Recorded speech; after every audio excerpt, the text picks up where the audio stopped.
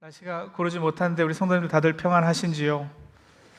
하나님께서 우리 성도님들 지켜주시고 보호해주시고 또 평안 주시기를 간절히 소망합니다.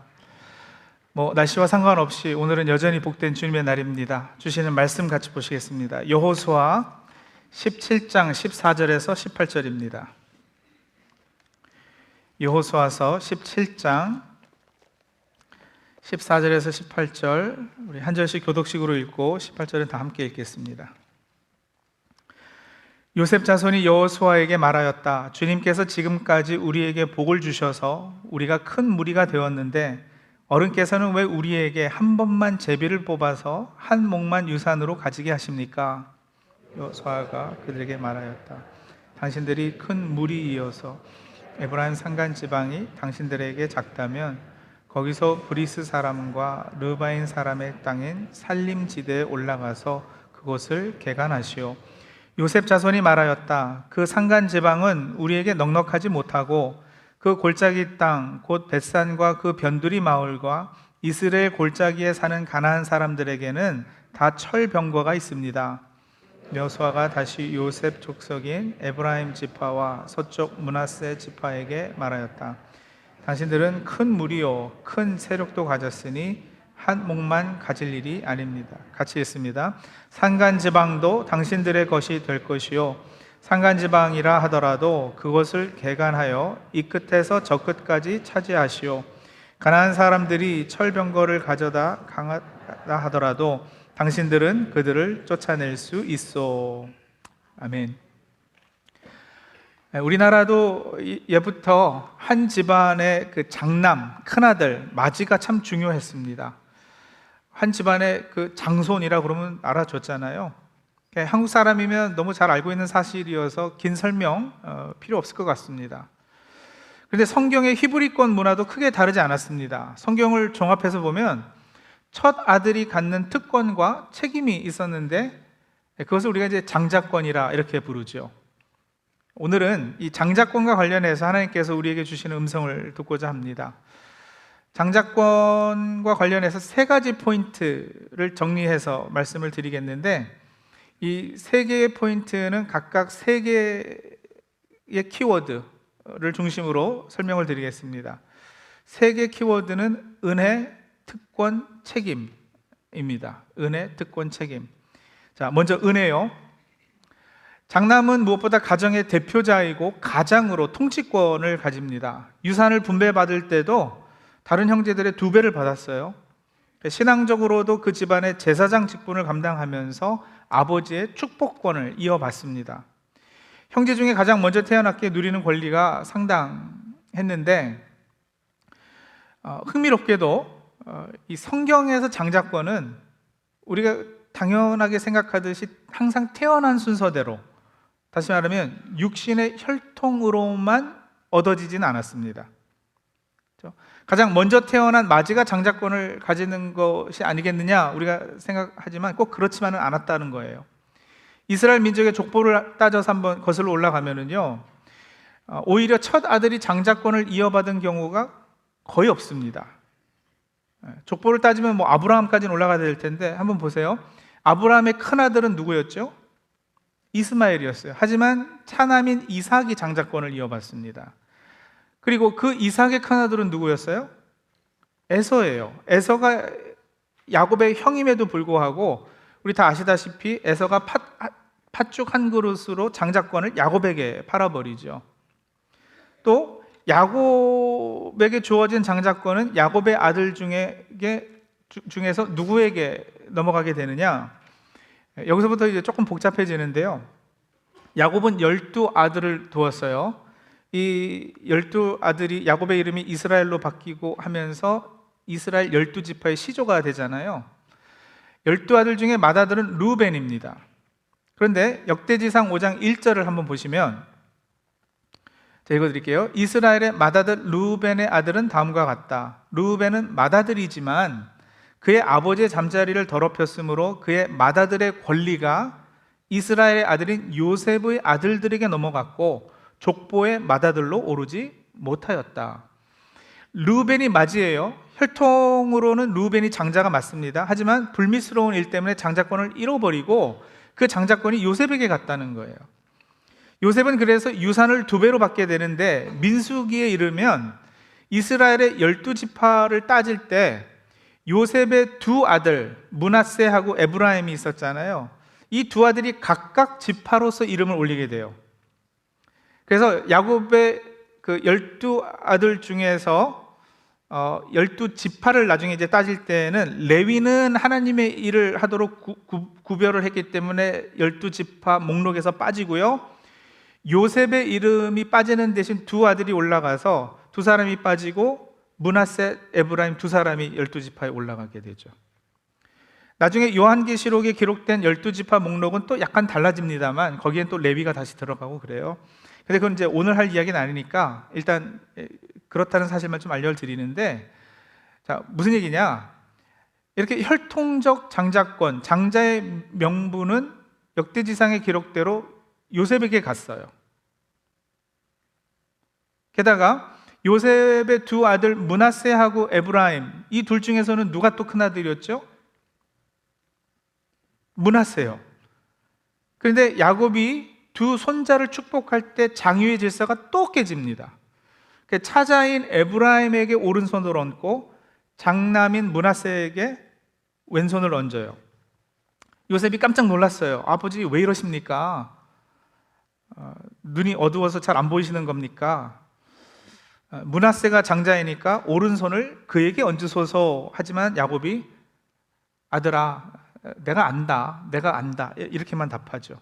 그러니까 알면서 그랬다는 거예요. 눈이 어두워서 착각한 것이 아니고요. 여기서도 보면 여러분, 차자가 더 우선되는 원리가 작동하고 있어요. 이게 우연이 아닌 것인데, 자, 이렇게 야곱의 장자권이 요셉에게 주어졌지만 요셉에게 주어진 장자권을 말씀하시다가 조금 전에 읽은 역대지상 5장 1절 읽었잖아요. 2절에 가면은 갑자기 야곱의 넷째 아들인 유다에 관한 기록이 나와요. 2절입니다. 유다는 그의 형제들보다 세력이 크고 그에게서 영도자가 났으나 맏아들의 권리는 요셉에게 있었다. 요셉에게 장자의 명분이 있다고 하면 그만이지 왜 유다에게는 갑자기 꺼낼까? 그리고 그 유다가 형제들보다 세력도 크고 뛰어난 지도자가 그에게서 난다는 이야기를 왜 굳이 이렇게 참고로 가로치고 하고 있을까?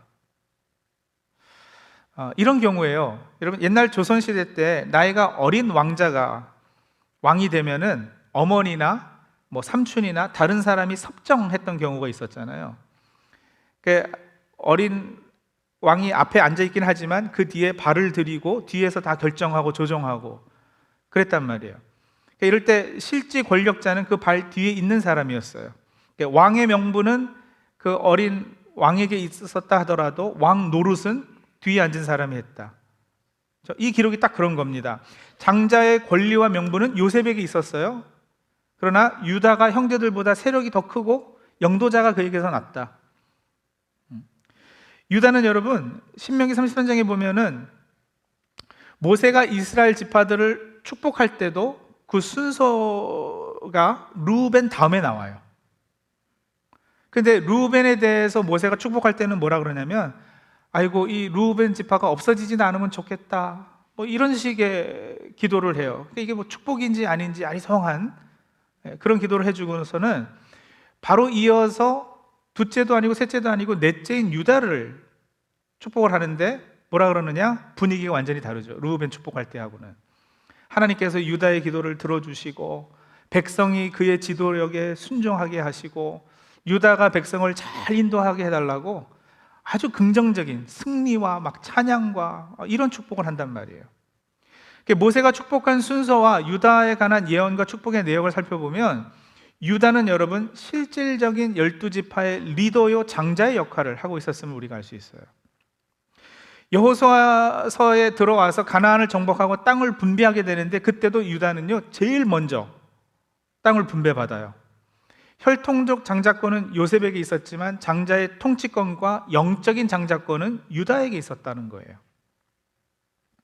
게다가 여러분 레위 지파는 제사장 지파였지 않습니까? 그런데 이 신약에 들어와서는요 예수 그리스도 메시아께서는 그 레위 지파의 순서 반차를 따른 것이 아니고 유다 지파에서 나세요. 참 영적인 제사장께서 예수님의 족보를 기록한 마태복음에도 보면 아브라함은 이삭을 낳고 이삭은 야곱을 낳고 야곱은 유다와 그의 형제들을 낳고, 그러니까 12아들들 중에서 유다 이름이 우선적으로 나오는 거예요. 누가복음의 족보도 마찬가지예요. 그 위는 유다요, 그 위는 야곱이요, 그 위는 이삭이요 해서 야곱의 라인이 누구로 흘러갔느냐면 유다인 거예요. 그러니까 이스라엘 장자권은, 다시 정리해 드릴게요. 굳이 구분하자면 명분은 요셉의 아들들이 가져요. 그 중에서도 차남이었던 에브라임이, 근데 실권은 유다가 가졌습니다. 그러니 장자권이라 했지만 이 모든 경우에서 늘 맞이가 아니라 차남이, 또 아들이 여럿일 때는 둘째도 셋째도 아닌 야곱의 경우와 같이 넷째가 가져가기도 했어요. 이 흐름은 성경 전체를 관통합니다. 그래서 조금 더 넓게 보자면 첫째 아담이 아니라 마지막 아담인 예수 그리스도께서 참 장자의 역할을 하게 되시는 거고요. 혈통 이스라엘 민족이 아니라 영적인 이스라엘 된 우리가, 교회가 하나님께서 택하셔서 이제 장자권을 행사하게 되는 것이죠. 마지가 장자권을 가지는 것이 당연한 세상 이치인데 성경은 그 당연한 세상 이치를 뒤엎어버리십니다. 여러분, 이걸 우리가 뭐라 그러냐면 체제 전복적 은혜라 이렇게 불러요. 체제 전복적 은혜. 세상 이치와 기준과 가치를 뒤집어 버리는 것. 하나님께서 우리를 택하시고 세상에서 일하시는 방식이 사실 그러하단 말이에요. 그런 말씀 있잖아요. 육신의 기준으로 보아서 지혜 있는 사람이 많지 않고 권력 있는 사람이 많지 않고 가문이 훌륭한 사람이 많지 않다. 그런데 하나님께서는 지혜 있는 자들을 부끄럽게 하시려고 세상의 어리석은 것들을 택하셨고 강한 것들을 부끄럽게 하시려고 세상의 약한 것들을 택하셨다. 세상에서 비천한 것들과 멸시받는 것들을 택하셨나니 곧 잘났다고 하는 것들을 없애시려고 아무것도 아닌 것들을 택하셨다.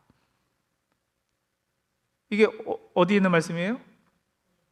고린도전서 1장 26절에서 28절이에요. 그리고 이어지는 29절에 이렇게 결론을 내립니다. 이리하여 아무도 하나님 앞에서는 자랑하지 못하게 하시려는 것입니다.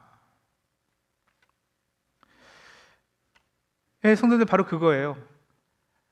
장자의 자격이 안 되는 저와 여러분도 택해 주셔서 하나님께서 장자로 삼아 주셨어요. 원래 우리는 차자예요.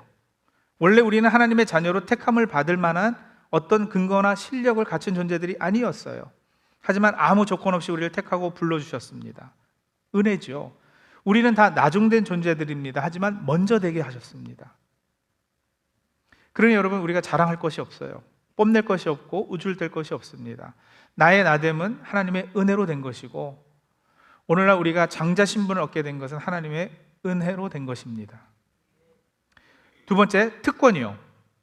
좀 전에 말씀드렸습니다만 유다와 요셉의 두 아들 에브라임, 므낫세, 이렇게 세 지파는 장자 지파들로 이렇게 분류가 됐고요. 그래서 이스라엘 지파 중에서도 빅3로 여겨졌어요. 훗날에 이스라엘이 분열 국가가 되었을 때도 그래서 남쪽은 유다의 이름을 따서 유다 지파라 이렇게 불렸고요. 북쪽은 뭐요? 북이스라엘이라고도 불렸지만 요셉 지파가 중심이 됐기 때문에 북에브라임이라고도 불렸다는 거예요. 가나안 땅 분배 순서도 제비 뽑아서 분배를 하긴 했어도 순서는 유다가 제일 먼저, 그 다음에 에브라임, 므낫세, 이렇게 순서가 이어졌어요.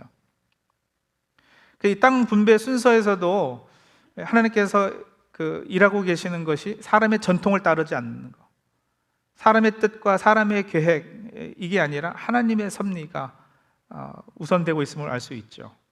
자, 유다 지파 땅 경계가 정해지고 오늘 우리가 읽은 본문은 이제 요셉 자손의 땅을 분배할 때 있었던 한 사건을 기록하고 있는데, 자, 이제 오늘 본문 이야기예요.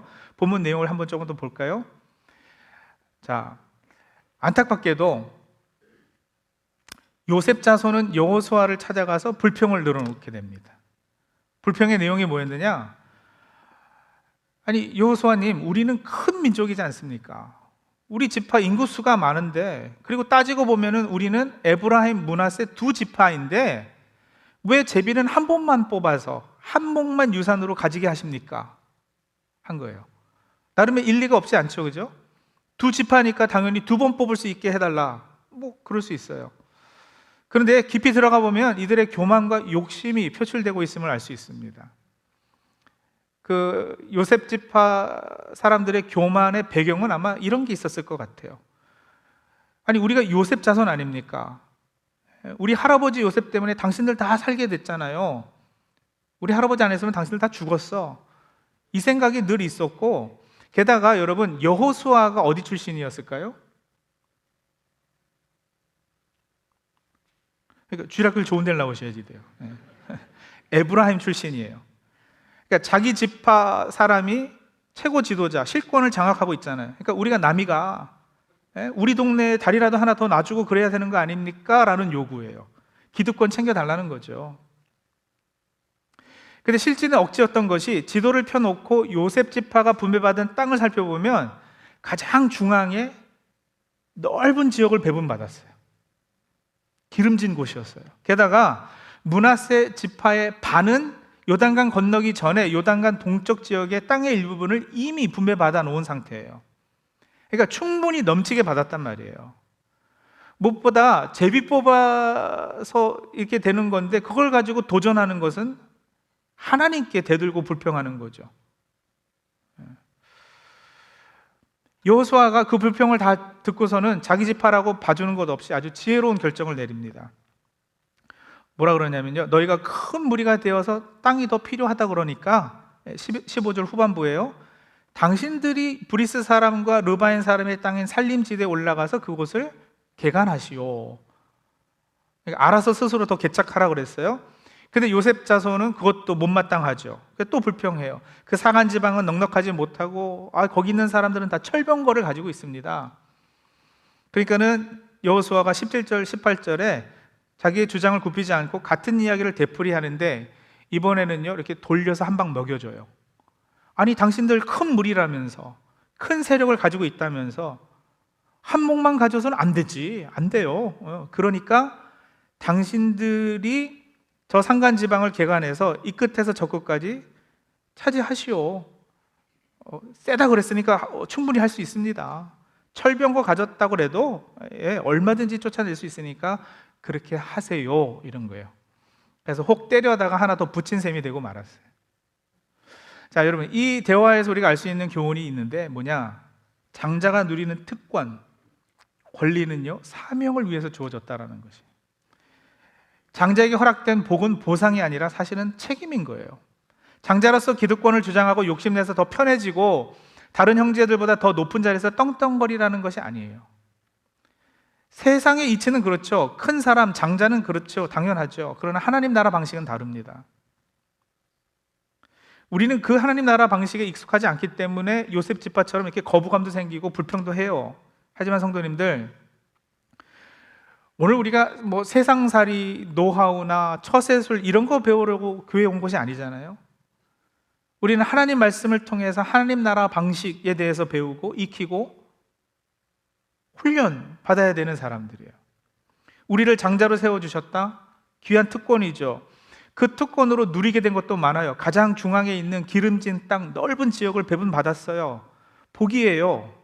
근데 그렇게 주어지는 그 특권, 그 복, 주어지는 그 큰 무리, 큰 사람 되게 하심, 넓은 땅을 소유케 하시면 여러분, 그에 걸맞게 산간지방을 개간하고 개척하고 철병거를 가진 적이라고 할지라도 쫓아내는 사명을 감당케 하시려고 하시는 거예요. 그러니까 특권은 누리는 것만 있는 것이 아니고 같이 따라오는 것, 책임이라는 거. 그게 이제 세 번째 단어죠. 책임, 역할. 요셉 지파와 대조되게 유다 지파에 대표되는 인물은 당시 갈렙이었어요. 땅 분배가 시작되자마자 여러분, 이 갈렙은 아주 유명한 그 말을 하죠. 여호수아한테 찾아와서 뭐라고 요구해요?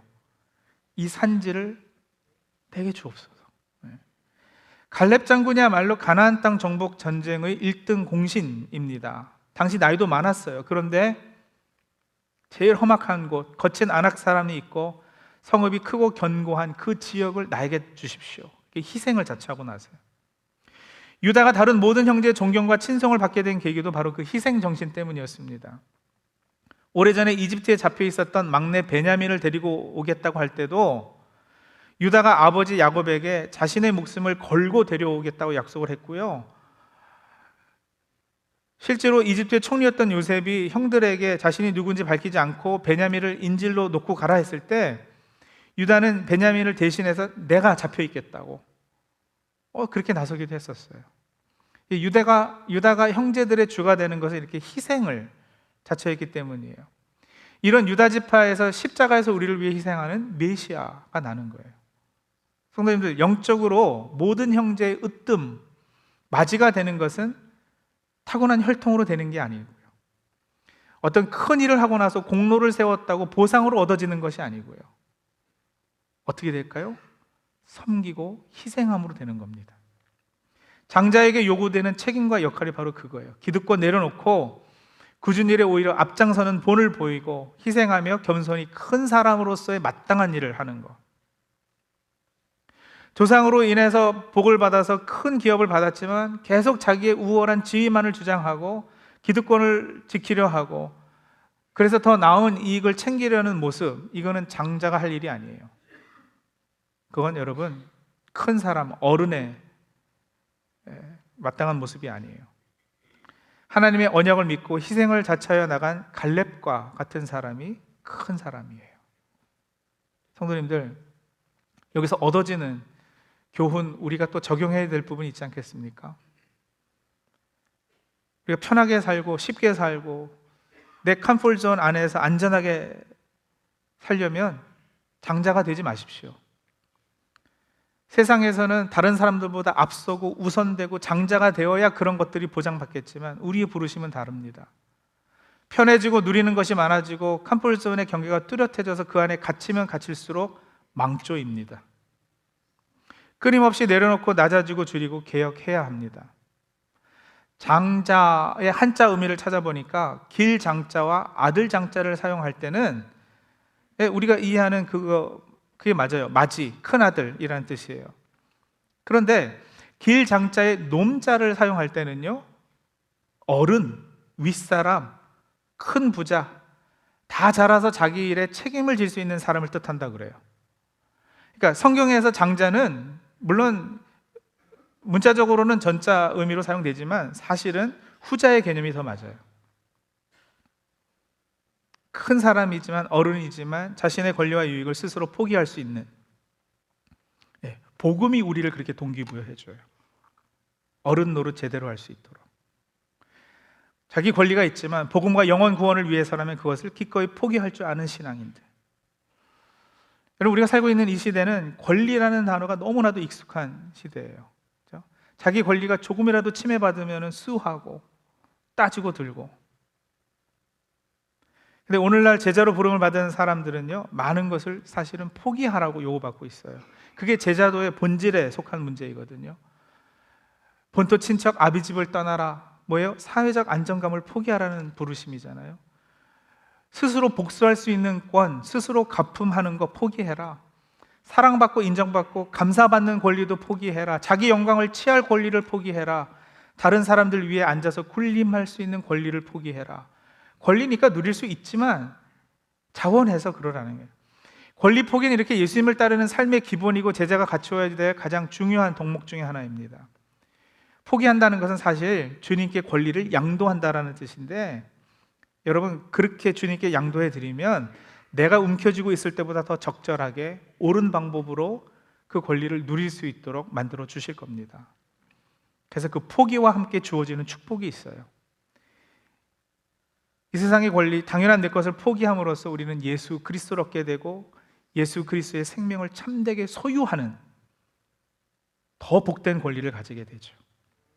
이게 장자의 참된 복, 참된 특권입니다.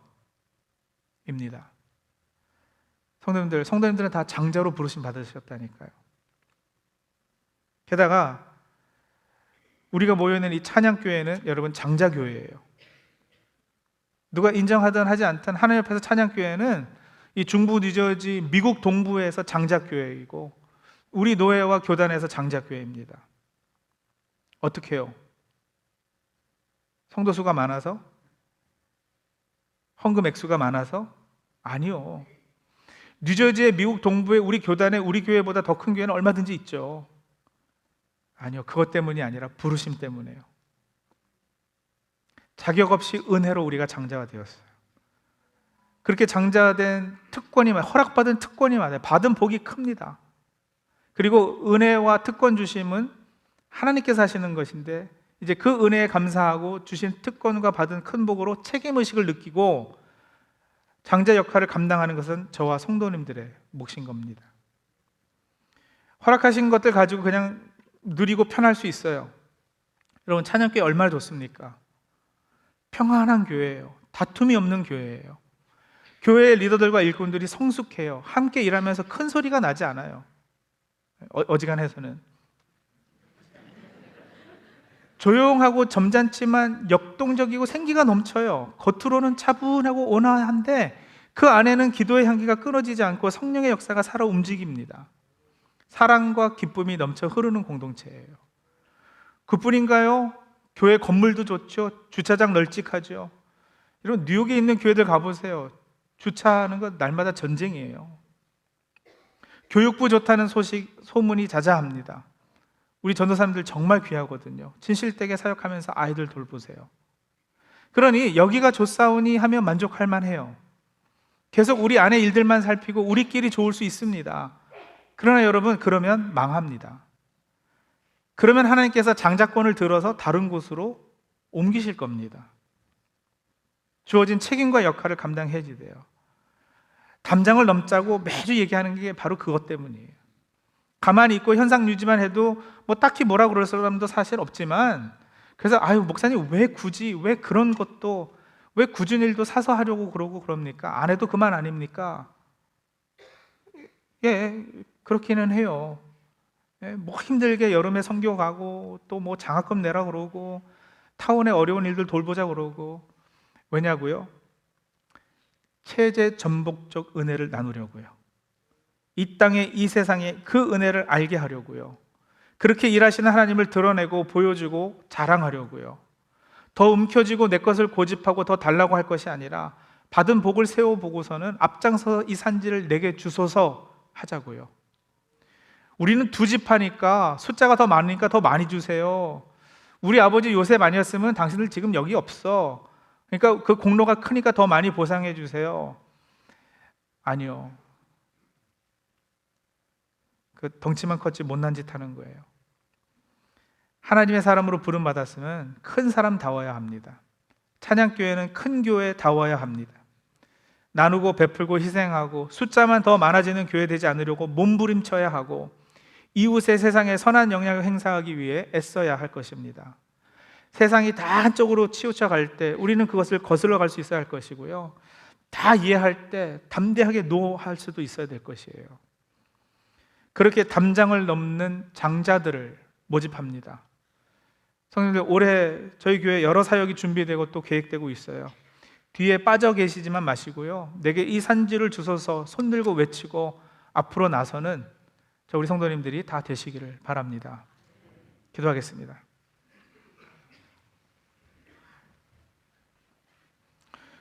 성도님들, 은혜가 큽니다.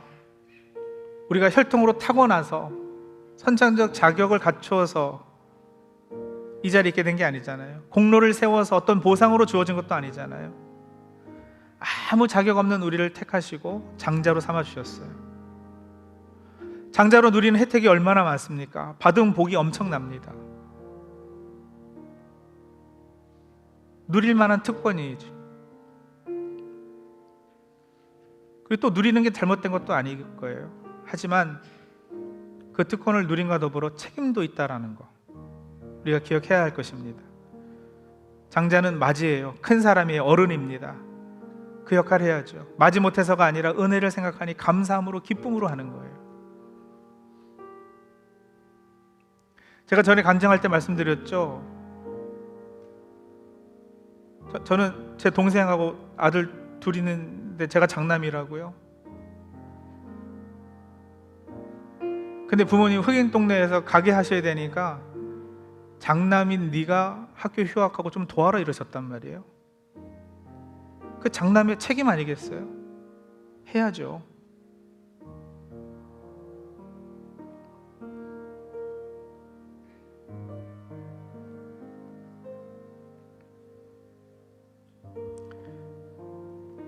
근데 그렇게 할 수 있어서 지금 돌아보면 얼마나 감사한지 몰라요. 제가 그렇게 해서 제 동생 공부하고 그럴 수 있어서 얼마나 감사한지 몰라요. 성도님들, 하나님께서 우리를 장자로 세워주셨잖아요. 그리고 이제 기도하시자고요. 하나님, 장자 역할을 잘 감당하길 원합니다. 도와주옵소서. 또 교회를 위해서도 기도해 주세요. 우리 찬양교회가 장자 역할을 잘 감당하여서 하나님의 영광을 이 땅에 드러내고 최대 정복적 은혜를 이 세상에 나눌 수 있게 해주옵소서. 우리 그렇게 기도하면서 하나님 앞에 나가겠습니다.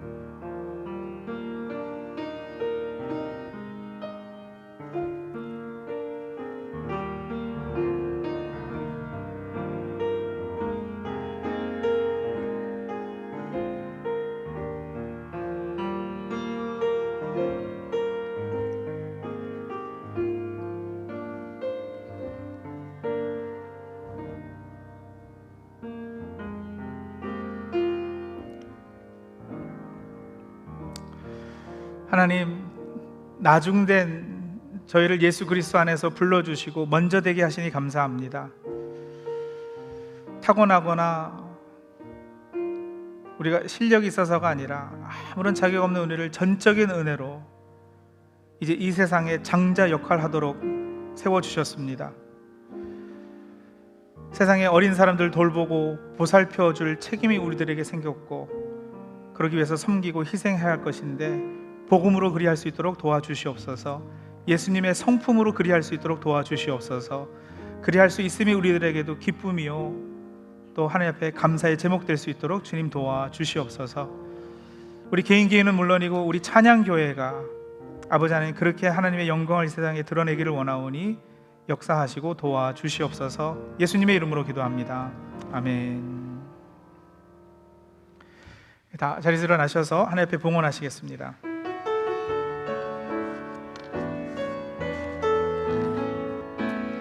모든 것이 은혜, 은혜,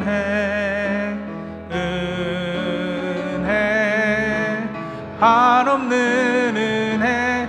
내 삶에 당연한 건 하나도 없었던 것을 모든 것이 은혜, 은혜였소.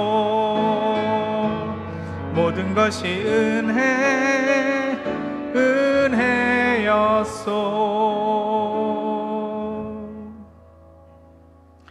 우리를 향한 사랑이 끝이 없으신 아버지 하나님, 찬양과 감사로 예배하게 하시고 이 시간 또한 예물로 하나님 영광 돌리게 하시면 감사합니다.